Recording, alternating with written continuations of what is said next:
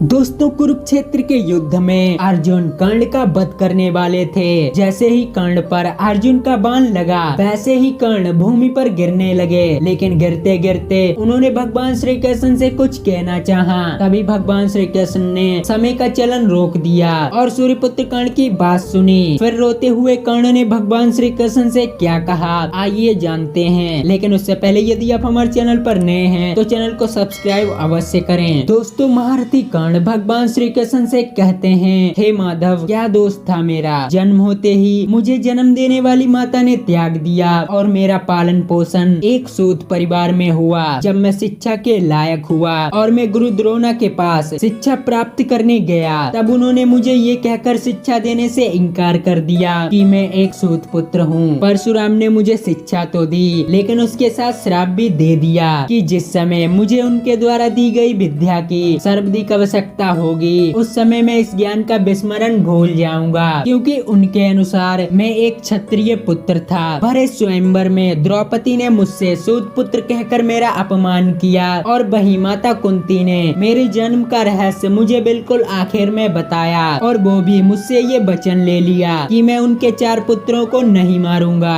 आज मुझे जो भी प्राप्त हुआ मित्र दुर्योधन की वजह से प्राप्त हुआ, जिसके चलते दुर्योधन ने मुझे वचनों से बांध दिया, और अगर मैं उसकी तरफ से लड़ूं तो मैं क्या गलत कर रहा हूँ। भगवान श्री कृष्ण ने विनम्रता पूर्ण कर्ण की सारी बातें सुन ली। कृष्ण ने कर्ण की बात सुनते हुए जवाब दिया, हे दानवीर कर्ण, मेरा जन्म कारागार में हुआ। जन्म से पहले मुझे मारने का प्रयास किया गया। जिस दिन मेरा जन्म हुआ उसी दिन मुझे माता पिता से दूर किया गया। तुम्हें फिर भी धनुर्विद्या का ज्ञान प्राप्त हुआ। कोई शिक्षा नहीं, कोई शिक्षक नहीं, सिर्फ लोगों के ताने मिले और ग्वाले की गौशाला मिली। तुम अपनी पसंद की कन्या से विवाह कर सके। मैंने जिस कन्या से प्रेम किया वह मुझे नहीं मिली। मेरे पूरे समाज को यमुना के किनारे जरासंध के भय से रहना पड़ा, जिसके चलते मुझे भीरू भी कहा गया। हे कर्ण, यदि दुर्योधन युद्ध में विजय हुआ तो तुम्हें बहुत श्रेय मिलेगा। यदि धर्मराज युद्ध में विजय हुआ तो मुझे क्या मिलेगा। मुझे सिर्फ युद्ध और युद्ध से निर्माण हुई परेशानियों के लिए दोष दिया जाएगा। हे कर्ण, एक बात याद रखना, जिंदगी हर किसी को चुनौतियाँ देती है। जिंदगी किसी के साथ न्याय नहीं करती।